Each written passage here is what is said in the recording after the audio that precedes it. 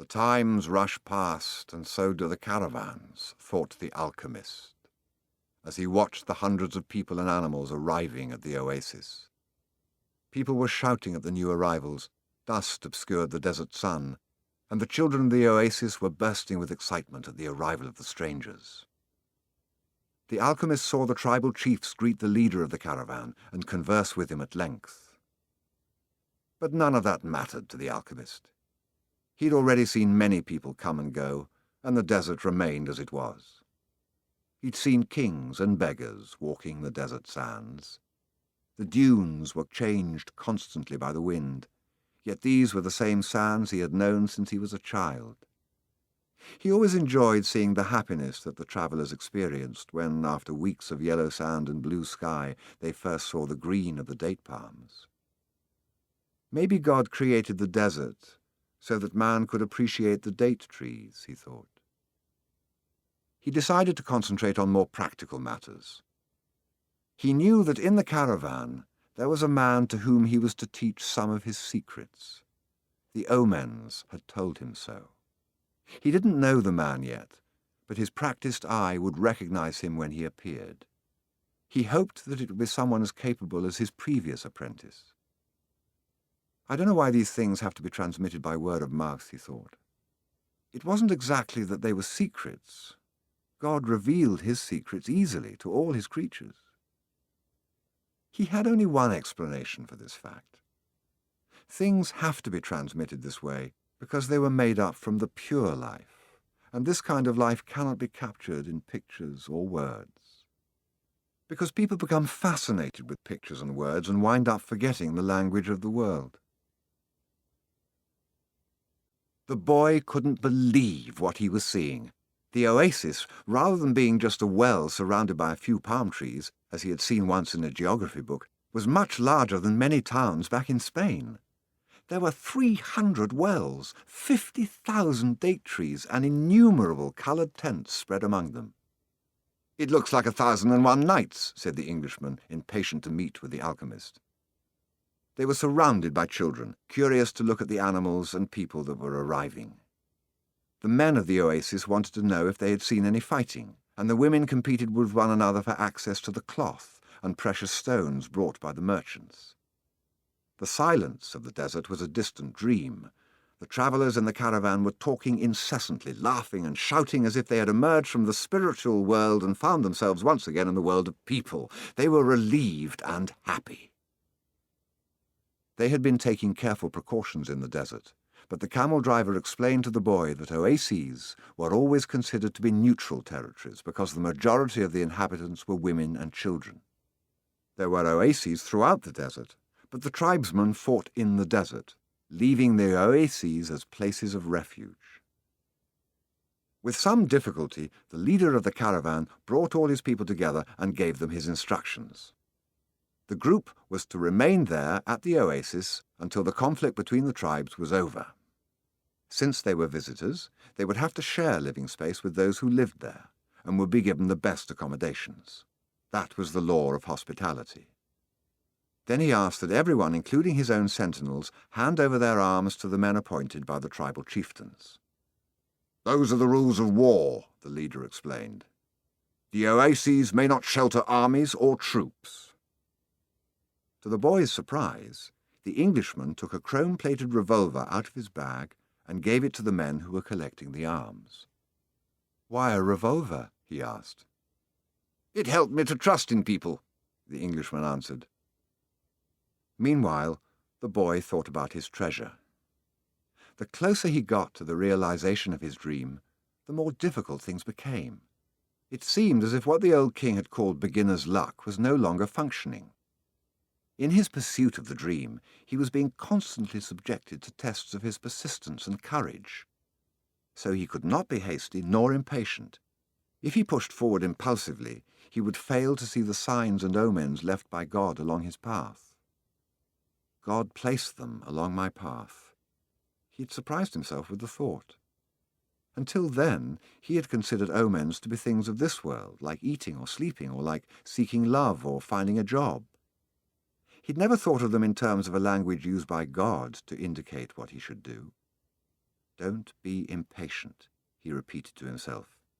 It's like the camel driver said, eat when it's time to eat, and move along when it's time to move along. That first day, everyone slept from exhaustion, including the Englishman. The boy was assigned a place far from his friend in a tent with 5 other young men of about his age. They were people of the desert and clamoured to hear his stories about the great cities. The boy told them about his life as a shepherd and was about to tell them of his experiences at the crystal shop when the Englishman came into the tent. "I've been looking for you all morning," he said, as he led the boy outside. "I need you to help me to find out where the alchemist lives." First, they tried to find him on their own. An alchemist would probably live in a manner that was different from that of the rest of the people of the oasis, and it was likely that in his tent an oven was continuously burning. They searched everywhere and found that the oasis was much larger than they could have imagined. There were hundreds of tents. "We've wasted almost the entire day," said the Englishman, sitting down with the boy near one of the wells. "Maybe we'd better ask someone," the boy suggested. The Englishman didn't want to tell others about his reasons for being at the oasis and couldn't make up his mind, but finally he agreed that the boy who spoke better Arabic than he should do so. The boy approached a woman who had come to the well to fill a goatskin with water. "Good afternoon, ma'am. I'm trying to find out where the alchemist lives here at the oasis." The woman said she'd never heard of such a person and hurried away. But before she fled, she advised the boy that he had better not try to converse with women who were dressed in black, because they were married women. He should respect tradition. The Englishman was disappointed. It seemed he had made the long journey for nothing. The boy was also saddened. His friend was in pursuit of his personal legend, and when someone was in such a pursuit, the entire universe made an effort to help him succeed. That's what the old king had said. He couldn't have been wrong.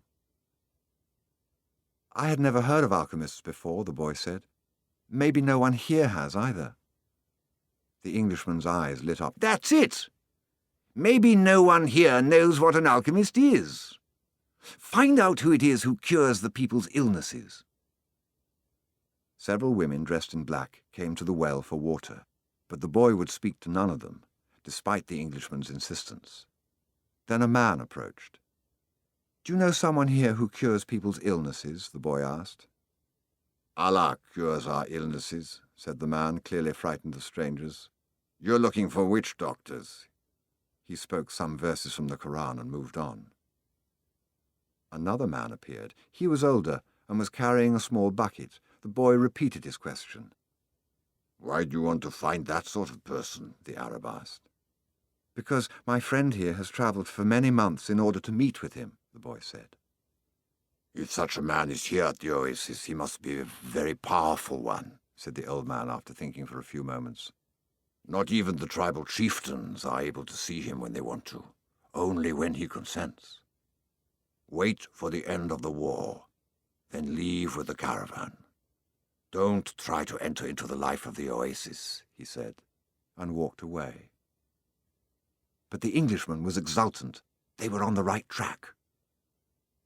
Finally, a young woman approached who was not dressed in black. She had a vessel on her shoulder, and her head was covered by a veil, but her face was uncovered. The boy approached her to ask about the alchemist. At that moment, it seemed to him that time stood still, and the soul of the world surged within him. When he looked into her dark eyes and saw that her lips were poised between a laugh and silence, he learned the most important part of the language that all the world spoke, the language that everyone on earth was capable of understanding in their heart. It was love, something older than humanity, more ancient than the desert, something that exerted the same force whenever two pairs of eyes met, as had theirs here at the well. She smiled, and that was certainly an omen. The omen he had been awaiting, without even knowing he was, for all his life. The omen he had sought to find with his sheep and in his books, in the crystals, and in the silence of the desert. It was the pure language of the world.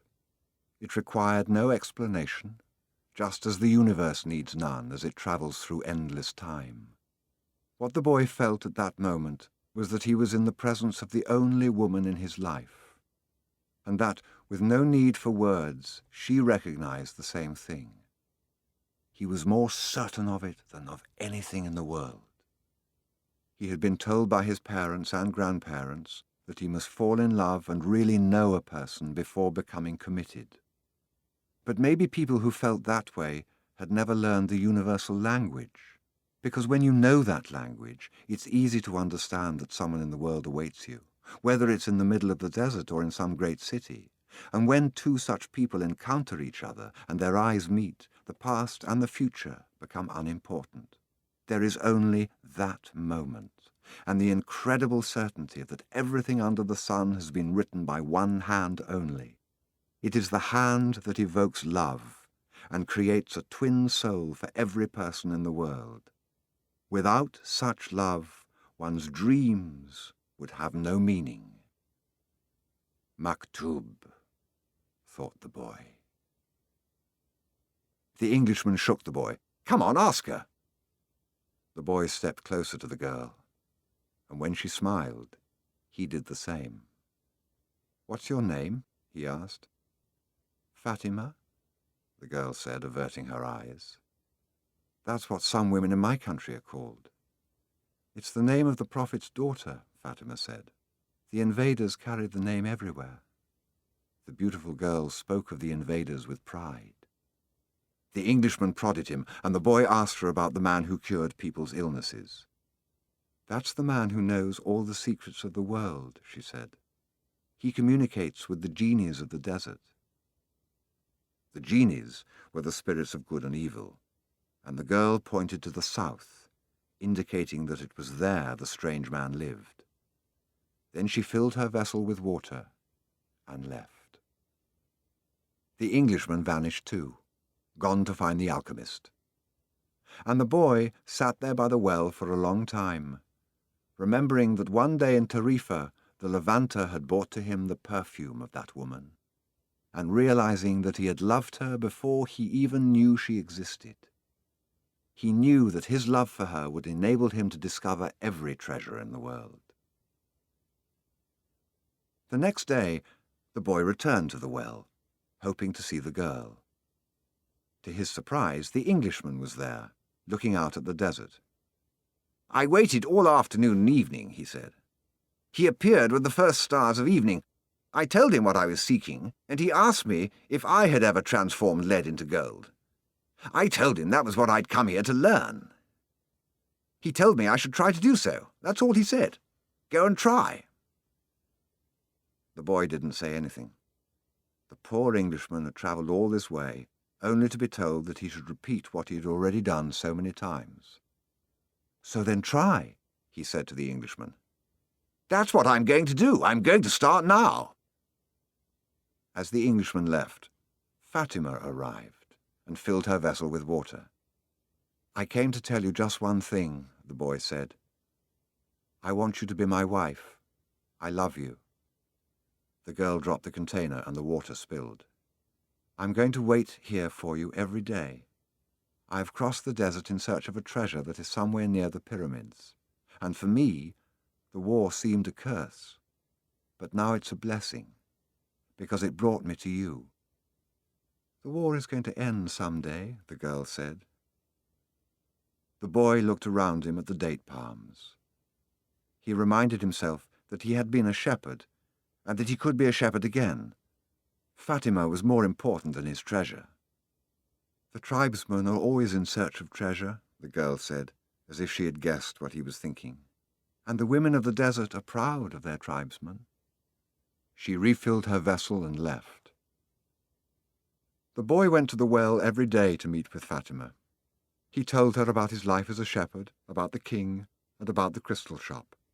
They became friends, and except for the 15 minutes he spent with her, each day seemed that it would never pass. When he had been at the oasis for about a month, the leader of the caravan called a meeting of all the people travelling with him.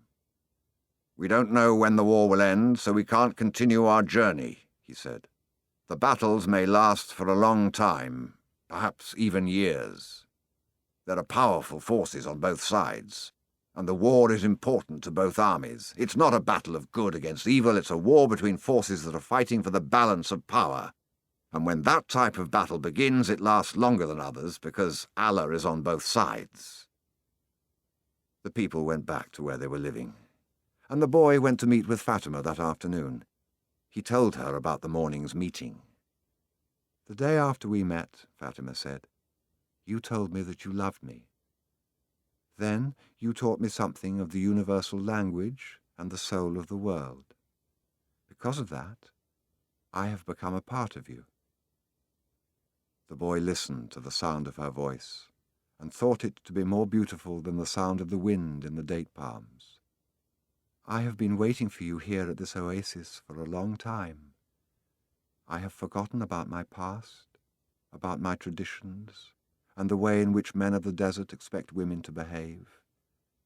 Ever since I was a child, I have dreamed that the desert would bring me a wonderful present. Now my present has arrived, and it's you."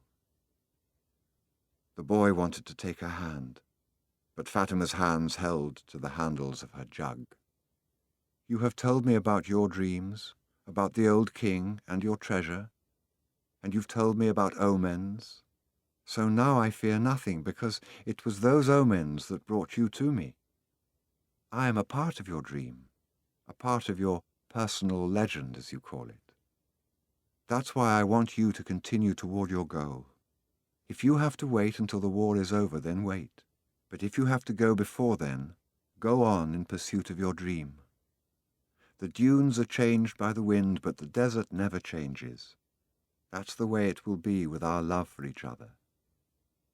Maktub," she said, "if I am really a part of your dream, you'll come back one day." The boy was sad as he left her that day. He thought of all the married shepherds he had known. They had a difficult time convincing their wives that they had to go off into distant fields. Love required them to stay with the people they loved. He told Fatima that at their next meeting. "The desert takes our men from us, and they don't always return," she said. "We know that, and we are used to it. Those who don't return become a part of the clouds, a part of the animals that hide in the ravines, and of the water that comes from the earth. They become a part of everything. They become the soul of the world. Some do come back, and then the other women are happy because they believe that their men may one day return as well. I used to look at those women and envy them their happiness. Now I too will be one of the women who wait. I'm a desert woman, and I'm proud of that. I want my husband to wander as free as the wind that shapes the dunes.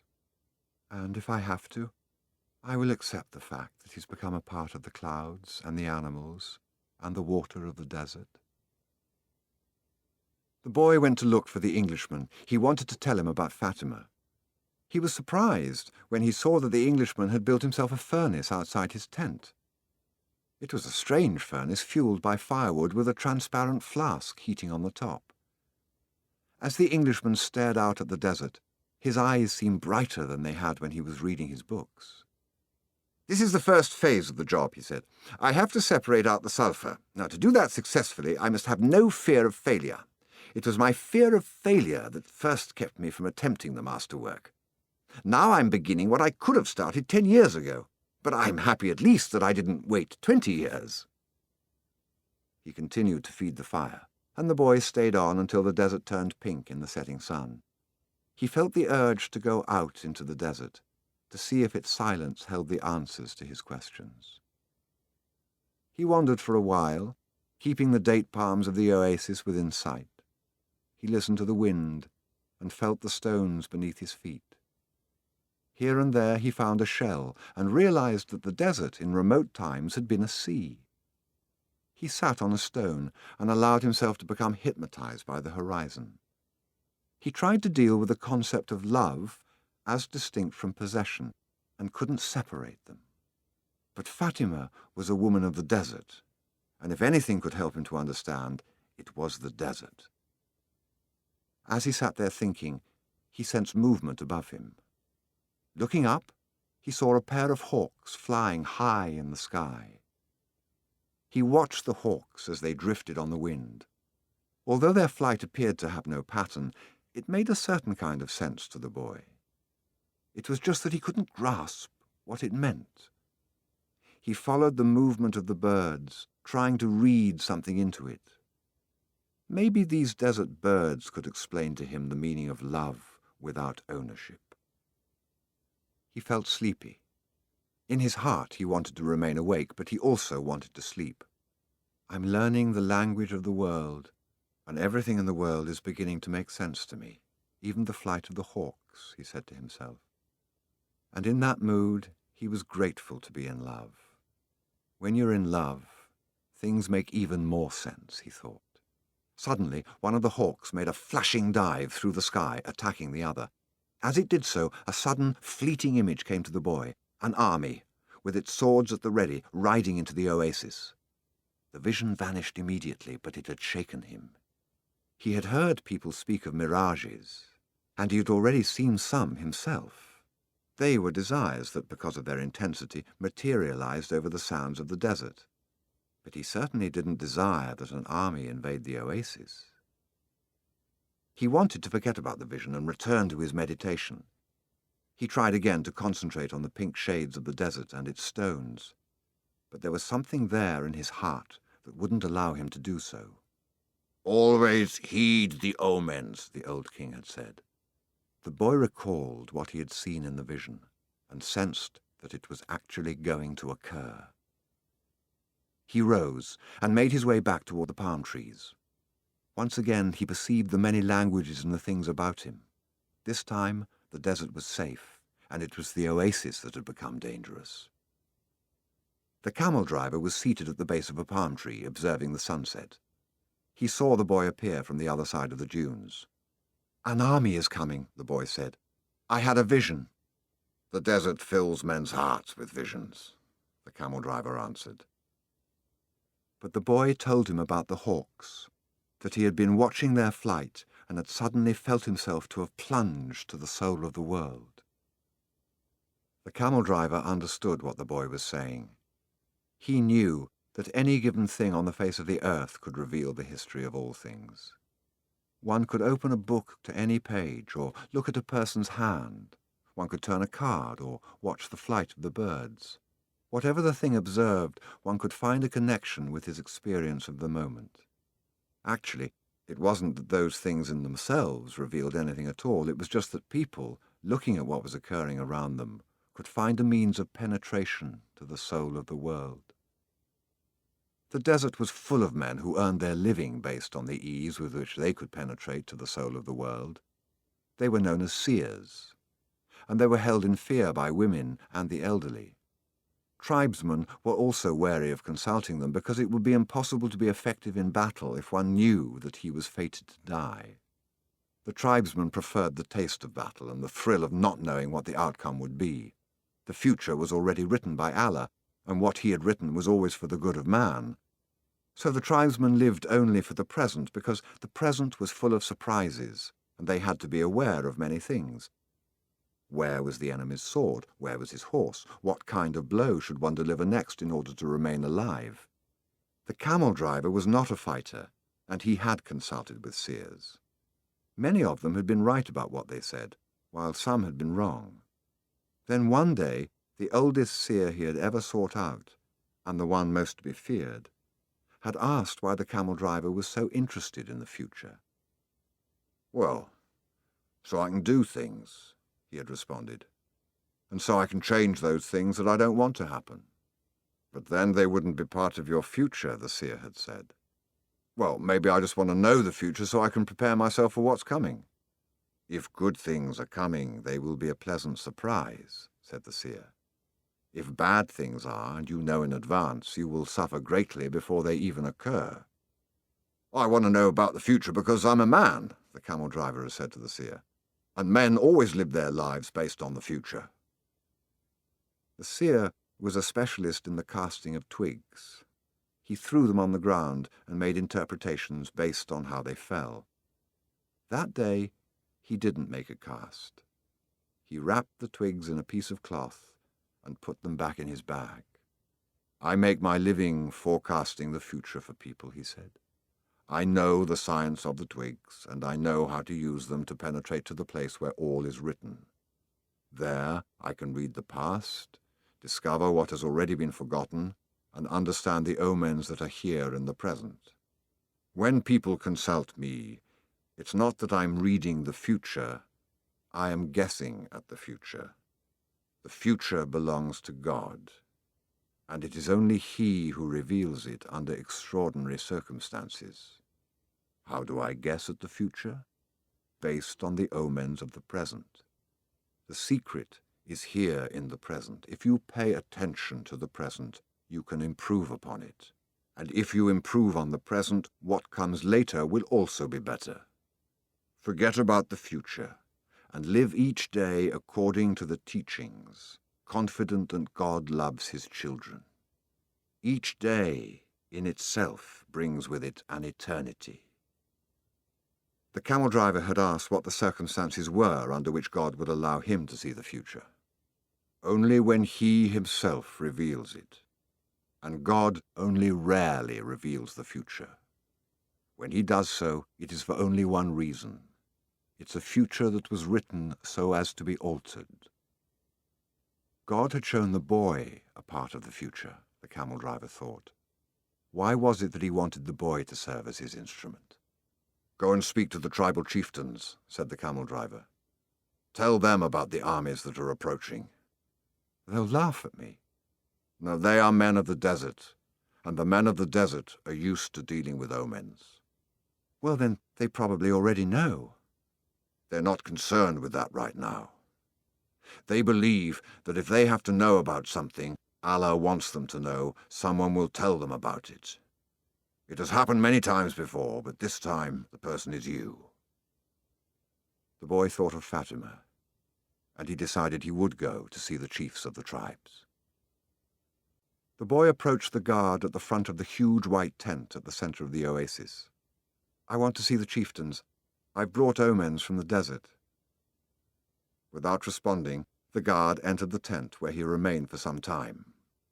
When he emerged, it was with a young Arab dressed in white and gold. The boy told the younger man what he had seen, and the man asked him to wait there. He disappeared into the tent. Night fell, and an assortment of fighting men and merchants entered and exited the tent. One by one the campfires were extinguished, and the oasis fell as quiet as the desert. Only the lights in the great tent remained. During all this time, the boy thought about Fatima, and he was still unable to understand his last conversation with her. Finally, after hours of waiting, the guard bade the boy enter. The boy was astonished by what he saw inside. Never could he have imagined that here, in the middle of the desert, there existed a tent like this one. The ground was covered with the most beautiful carpets he'd ever walked upon, and from the top of the structure hung lamps of hand-wrought gold, each with a lighted candle. The tribal chieftains were seated at the back of the tent in a semicircle, resting upon richly embroidered silk cushions. Servants came and went with silver trays laden with spices and tea. Other servants maintained the fires in the hookahs. The atmosphere was suffused with the sweet scent of smoke. There were 8 chieftains, but the boy could see immediately which one of them was the most important. An Arab dressed in white and gold, seated at the center of the semicircle. At his side was the young Arab the boy had spoken with earlier. "Who is this stranger who speaks of omens?" asked one of the chieftains, eyeing the boy. "It is I," the boy answered, and he told what he had seen. "Why would the desert reveal such things to a stranger when it knows that we have been here for generations?" said another of the chieftains. "Because my eyes are not yet accustomed to the desert," the boy said. "I can see things that eyes habituated to the desert might not see. And also because I know about the soul of the world," he thought to himself. "The oasis is neutral ground. No one attacks an oasis," said the third chieftain. "I can only tell you what I saw. If you don't want to believe me, you don't have to do anything about it." The men fell into animated discussion. They spoke in an Arab dialect the boy didn't understand, but when he made to leave, the guard told him to stay. The boy became fearful. The omens told him that something was wrong.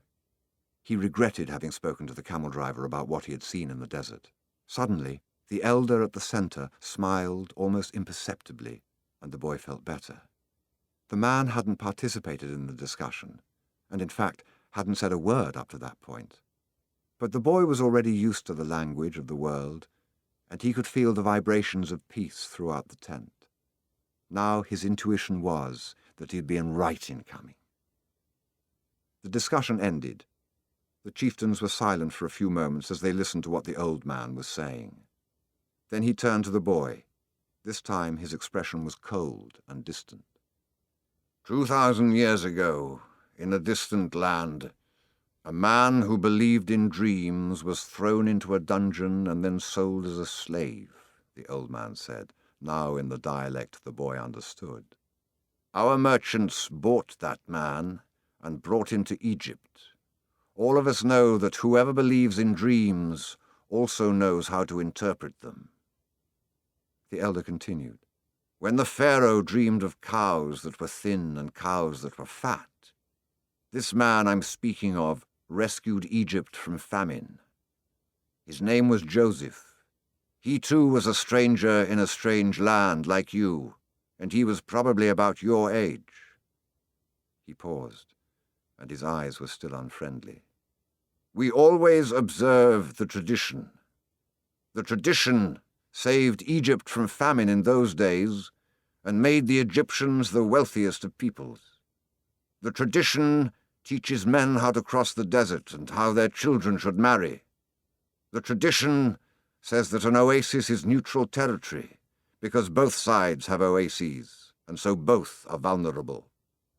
No one said a word as the old man continued.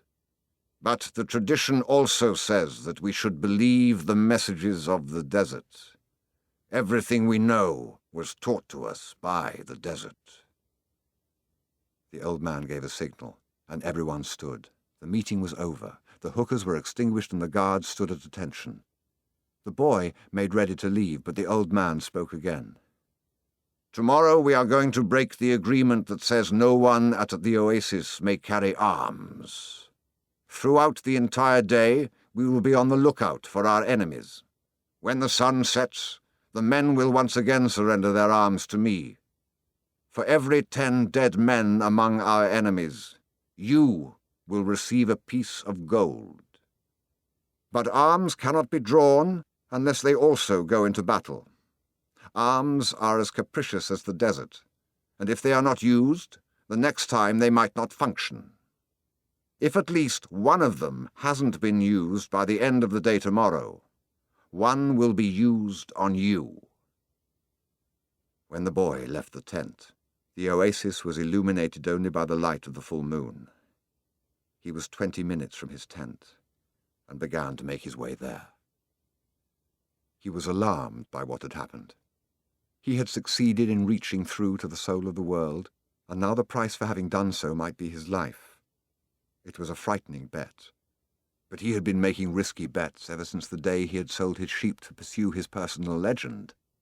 As the camel driver had said, to die tomorrow was no worse than dying on any other day. Every day was there to be lived or to mark one's departure from this world. Everything depended on one word, Maktub. Walking along in the silence, he had no regrets. If he died tomorrow, it would be because God was not willing to change the future. He would at least have died after having crossed the strait, after having worked in a crystal shop, and after having known the silence of the desert and Fatima's eyes. He had lived every one of his days intensely since he had left home so long ago. If he died tomorrow, he would already have seen more than other shepherds, and he was proud of that. Suddenly, he heard a thundering sound, and he was thrown to the ground by a wind such as he had never known. The area was swirling in dust so intense that it hid the moon from view. Before him was an enormous white horse, rearing over him with a frightening scream. When the blinding dust had settled a bit, the boy trembled at what he saw. Astride the animal was a horseman dressed completely in black, with a falcon perched on his left shoulder. He wore a turban, and his entire face, except for his eyes, were covered with a black kerchief. He appeared to be a messenger from the desert, but his presence was much more powerful than that of a mere messenger. The strange horseman drew an enormous curved sword from a scabbard mounted on his saddle. The steel of its blade glittered in the light of the moon. "Who dares to read the meaning of the flight of the hawks?" he demanded, so loudly that his words seemed to echo through the 50,000 palm trees of Al-Fayoum. "It is I who dare to do so," said the boy. He was reminded of the image of Santiago Matamoros, mounted on his white horse with the infidels beneath his hooves. This man looked exactly the same, except that now the roles were reversed. "It is I who dared to do so," he repeated, and he lowered his head to receive a blow from the sword. "Many lives will be saved because I was able to see through to the soul of the world." The sword didn't fall. Instead, the stranger lowered it slowly until the point touched the boy's forehead. It drew a droplet of blood. The horseman was completely immobile, as was the boy. It didn't even occur to the boy to flee. In his heart, he felt a strange sense of joy. He was about to die in pursuit of his personal legend. And for Fatima. The omens had been true after all. Here he was, face to face with his enemy. But there was no need to be concerned about dying. The soul of the world awaited him, and he would soon be a part of it. And tomorrow, his enemy would also be a part of that soul. The stranger continued to hold the sword at the boy's forehead. "Why did you read the flight of the birds?" "I read only what the birds wanted to tell me. They wanted to save the oasis. Tomorrow all of you will die, because there are more men at the oasis than you have." The sword remained where it was. "Who are you to change what Allah has willed?" "Allah created the armies, and he also created the hawks. Allah taught me the language of the birds. Everything has been written by the same hand," the boy said, remembering the camel driver's words. The stranger withdrew the sword from the boy's forehead, and the boy felt immensely relieved, but he still couldn't flee. "Be careful with your prognostications," said the stranger. "When something is written, there is no way to change it." "All I saw was an army," said the boy. "I didn't see the outcome of the battle." The stranger seemed satisfied with the answer, but he kept the sword in his hand. "What is a stranger doing in a strange land?" "I'm following my personal legend. It's not something you would understand." The stranger placed his sword in its scabbard, and the boy relaxed. "I had to test your courage," the stranger said. "Courage is the quality most essential to understanding the language of the world." The boy was surprised. The stranger was speaking of things very few people knew about. "You must not let up, even after having come so far," he continued. "You must love the desert, but never trust it completely. Because the desert tests all men. It challenges every step and kills those who become distracted." What he said reminded the boy of the old king. "If the warriors come here, and your head is still on your shoulders at sunset, come and find me," said the stranger. The same hand that had brandished the sword now held a whip. The horse reared again, raising a cloud of dust. "Where do you live?" shouted the boy as the horseman rode away. The hand with the whip pointed to the south. The boy had met the alchemist. Next morning, there were 2,000 armed men scattered throughout the palm trees at Al-Fayoum. Before the sun had reached its high point, 500 tribesmen appeared on the horizon. The mounted troops entered the oasis from the north. It appeared to be a peaceful expedition, but they all carried arms, hidden in their robes. When they reached the white tent at the centre of Al-Fayoum, they withdrew their scimitars and rifles, and they attacked an empty tent. The men of the oasis surrounded the horsemen from the desert, and within half an hour all but one of the intruders were dead. The children had been kept at the other side of a grove of palm trees and saw nothing of what had happened. The women had remained in their tents, praying for the safekeeping of their husbands, and saw nothing of the battle either. Were it not for the bodies there on the ground, it would have appeared to be a normal day at the oasis. The only tribesman spared was the commander of the battalion. That afternoon, he was brought before the tribal chieftains, who asked him why he had violated the tradition. The commander said that his men had been starving and thirsty, exhausted from many days of battle, and had decided to take the oasis so as to be able to return to the war. The tribal chieftain said that he felt sorry for the tribesmen, but that the tradition was sacred. He condemned the commander to death without honor. Rather than being killed by a blade or a bullet, he was hanged from a dead palm tree, where his body twisted in the desert wind. The tribal chieftain called for the boy and presented him with 50 pieces of gold. He repeated his story about Joseph of Egypt and asked the boy to become the counselor of the oasis.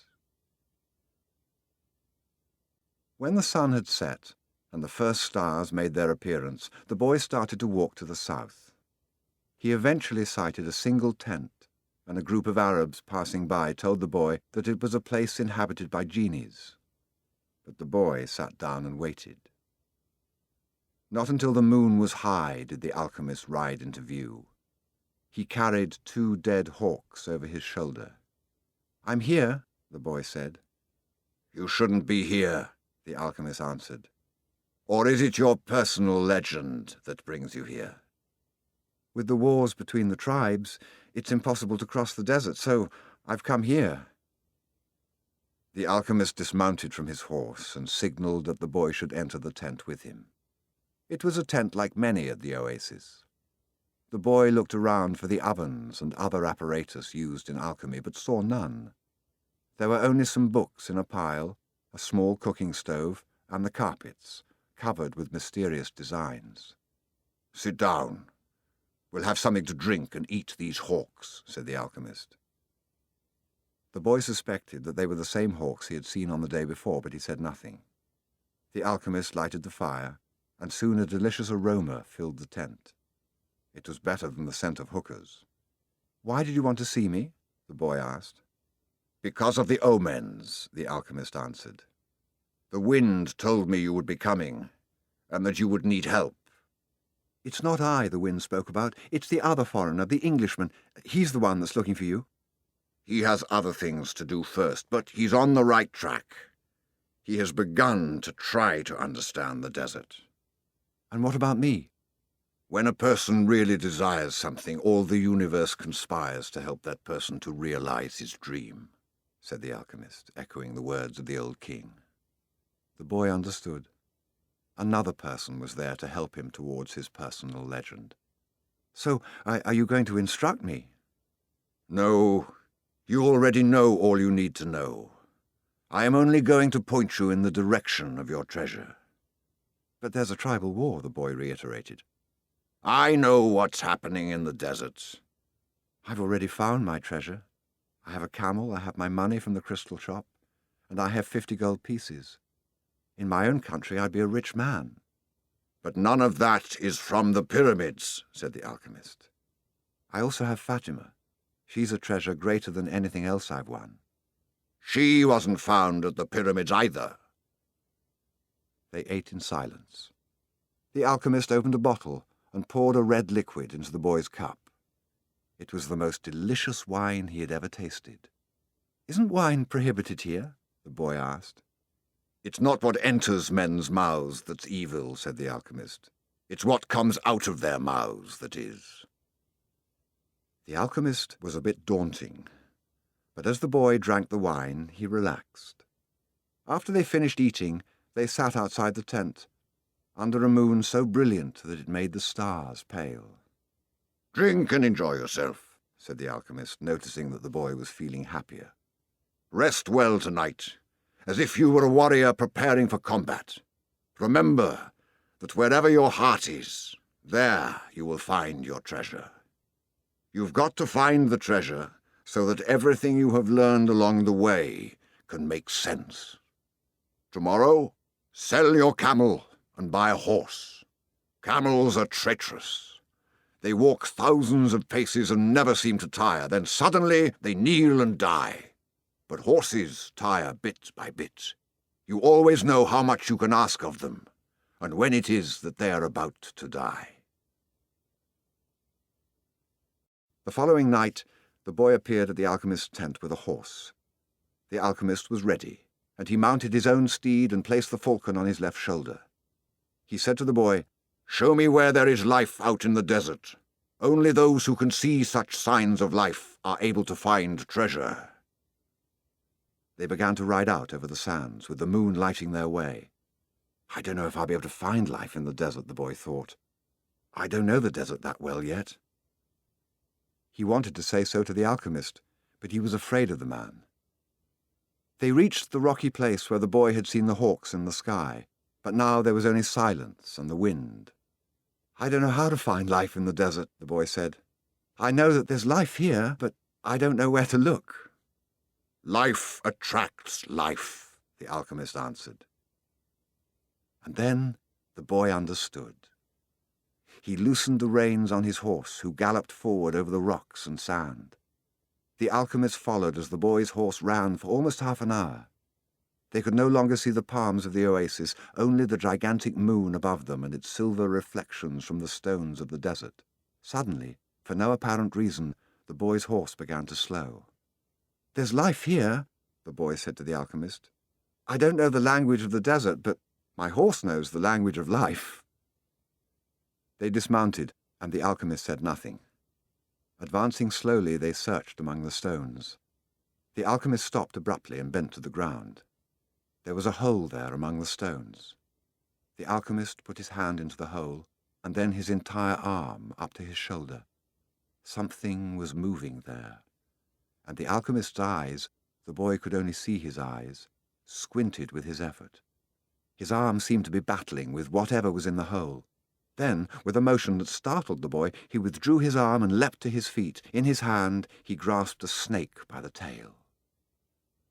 The boy leapt as well, but away from the alchemist. The snake fought frantically, making hissing sounds that shattered the silence of the desert. It was a cobra, whose venom could kill a person in minutes. "Watch out for his venom," the boy said. But even though the alchemist had put his hand in the hole and had surely already been bitten, his expression was calm. "The alchemist is 200 years old," the Englishman had told him. "He must know how to deal with snakes in the desert." The boy watched as his companion went to his horse and withdrew a scimitar. With its blade he drew a circle in the sand, and then he placed the snake within it. The serpent relaxed immediately. "Not to worry," said the alchemist. "You won't leave the circle. You found life in the desert, the omen that I needed." "Why was that so important?" "Because the pyramids are surrounded by deserts." The boy didn't want to talk about the pyramids.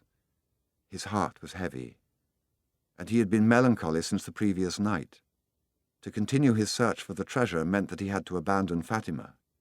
"I'm going to guide you across the desert," the alchemist said. "I want to stay at the oasis," the boy answered. "I've found Fatima, and as far as I'm concerned, she's worth more than treasure."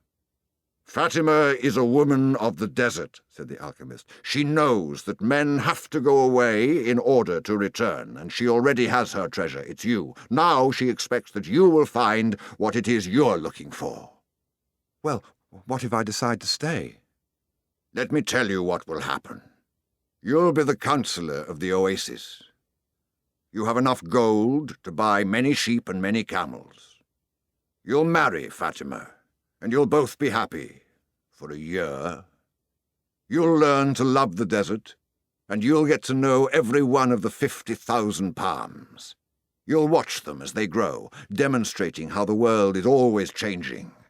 And you'll get better and better at understanding omens, because the desert is the best teacher there is. Sometime during the 2nd year, you'll remember about the treasure. The omens will begin insistently to speak of it, and you'll try to ignore them. You'll use your knowledge for the welfare of the oasis and its inhabitants. The tribal chieftains will appreciate what you do, and your camels will bring you wealth and power. During the 3rd year, the omens will continue to speak of your treasure and your personal legend. You'll walk around night after night at the oasis, and Fatima will be unhappy because she'll feel it was she who interrupted your quest. But you will love her, and she'll return your love. You'll remember that she never asked you to stay, because a woman of the desert knows that she must await her man, so you won't blame her. But many times you'll walk the sands of the desert thinking that maybe you could have left, that you could have trusted more in your love for Fatima. Because what kept you at the oasis was your own fear that you might never come back. At that point, the omens will tell you that your treasure is buried forever. Then, sometime during the 4th year, the omens will abandon you, because you stopped listening to them. The tribal chieftains will see that, and you'll be dismissed from your position as counselor. But by then you'll be a rich merchant, with many camels and a great deal of merchandise. You'll spend the rest of your days knowing that you didn't pursue your personal legend, and that now it's too late. You must understand that love never keeps a man from pursuing his personal legend. If he abandons that pursuit, it's because it wasn't true love, the love that speaks the language of the world. The alchemist erased the circle in the sand, and the snake slithered away among the rocks. The boy remembered the crystal merchant who had always wanted to go to Mecca, and the Englishman in search of the alchemist. He thought of the woman who had trusted in the desert, and he looked out over the desert that had brought him to the woman he loved. They mounted their horses, and this time it was the boy who followed the alchemist back to the oasis. The wind brought the sounds of the oasis to them, and the boy tried to hear Fatima's voice. But that night, as he had watched the cobra within the circle, the strange horseman with the falcon on his shoulder had spoken of love and treasure, of the women of the desert, and of his personal legend. "I'm going with you," the boy said, and he immediately felt peace in his heart. "We'll leave tomorrow before sunrise," was the alchemist's only response. The boy spent a sleepless night. 2 hours before dawn, he awoke one of the boys who slept in his tent and asked him to show him where Fatima lived. They went to her tent, and the boy gave his friend enough gold to buy a sheep. Then he asked his friend to go into the tent where Fatima was sleeping, and to awaken her and tell her that he was waiting outside. The young Arab did as he was asked, and was given enough gold to buy yet another sheep. "Now leave us alone," said the boy to the young Arab. The Arab returned to his tent to sleep, proud to have helped the counselor of the oasis, and happy at having enough money to buy himself some sheep. Fatima appeared at the entrance to the tent. The two walked out among the palms. The boy knew it was a violation of the tradition, but that didn't matter to him now. "I'm going away," he said, "and I want you to know that I'm coming back." "I love you because—" "Don't say anything," Fatima interrupted. "One is loved because one is loved. No reason is needed for loving." But the boy continued, "I had a dream, and I met with a king. I sold crystal and crossed the desert. And because the tribes declared war, I went to the well, seeking the alchemist. So, I love you because the entire universe conspired to help me find you." The two embraced. It was the first time either had touched the other. "I'll be back," the boy said. "Before this, I always looked to the desert with longing," said Fatima. "Now it will be with hope. My father went away one day, but he returned to my mother, and he has always come back since then." They said nothing else. They walked a bit further among the palms, and then the boy left her at the entrance to her tent. "I'll return, just as your father came back to your mother," he said. He saw that Fatima's eyes were filled with tears. "You're crying." "I'm a woman of the desert," she said, averting her face. "But above all, I'm a woman." Fatima went back to her tent, and when daylight came, she went out to do the chores she had done for years. But everything had changed. The boy was no longer at the oasis, and the oasis would never again have the same meaning it had had only yesterday. It would no longer be a place with 50,000 palm trees and 300 wells where the pilgrims arrived, relieved at the end of their long journeys. From that day on, the oasis would be an empty place for her. From that day on, it was the desert that would be important. She would look to it every day and would try to guess which star the boy was following in search of his treasure. She would have to send her kisses on the wind, hoping that the wind would touch the boy's face and would tell him that she was alive, that she was waiting for him, a woman awaiting a courageous man in search of his treasure. From that day on, the desert would represent only one thing to her, the hope for his return. "Don't think about what you've left behind," the alchemist said to the boy as they began to ride across the sands of the desert. "Everything is written in the soul of the world, and there it will stay forever." "Men dream more about coming home than about leaving," the boy said. He was already reaccustomed to the desert silence. "If what one finds is made of pure matter, it will never spoil, and one can always come back. If what you had found was only a moment of light, like the explosion of a star, you would find nothing on your return." The man was speaking the language of alchemy, but the boy knew he was referring to Fatima. It was difficult not to think about what he had left behind. The desert with its endless monotony put him to dreaming. The boy could still see the palm trees, the wells, and the face of the woman he loved. He could see the Englishman at his experiments, and the camel driver who was a teacher without realizing it. Maybe the alchemist has never been in love, the boy thought. The alchemist rode in front with the falcon on his shoulder. The bird knew the language of the desert well, and whenever they stopped he flew off in search of game. On the first day he returned with a rabbit, and on the second with 2 birds. At night they spread their sleeping gear and kept their fires hidden. The desert nights were cold, and were becoming darker and darker as the phases of the moon passed. They went on for a week, speaking only of the precautions they needed to follow in order to avoid the battles between the tribes. The war continued, and at times the wind carried the sweet, sickly smell of blood. Battles had been fought nearby, and the wind reminded the boy that there was the language of omens, always ready to show him what his eyes had failed to observe. On the 7th day, the alchemist decided to make camp earlier than usual. The falcon flew off to find game, and the alchemist offered his water container to the boy. "You are almost at the end of your journey," said the alchemist. "I congratulate you for having pursued your personal legend." "And you've told me nothing along the way," said the boy. "I thought you were going to teach me some of the things you know. A while ago I rode through the desert with a man who had books on alchemy, but I wasn't able to learn anything from them." "There is only one way to learn," the alchemist answered. "It's through action. Everything you need to know, you have learned through your journey.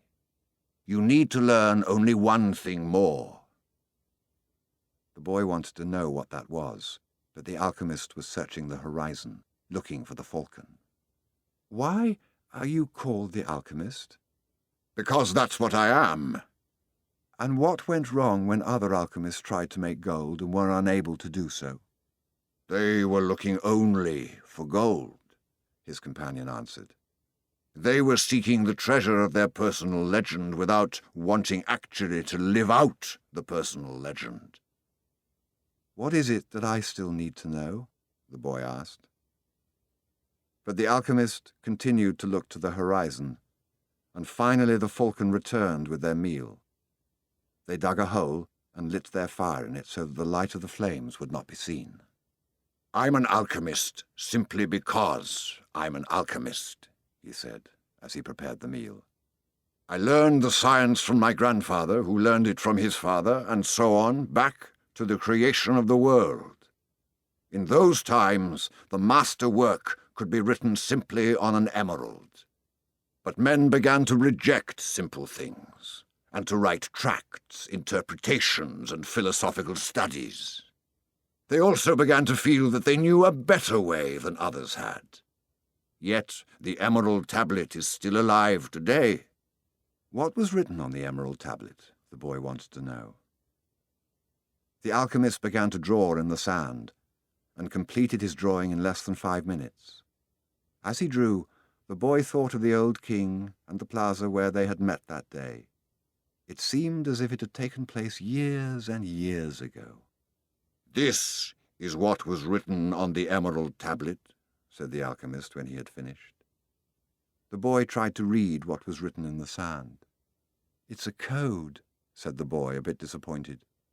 "It looks like what I saw in the Englishman's books." "No," the alchemist answered.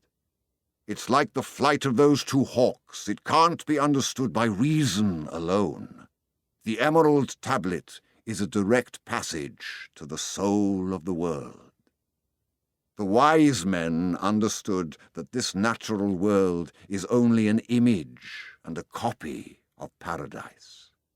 The existence of this world is simply a guarantee that there exists a world that is perfect.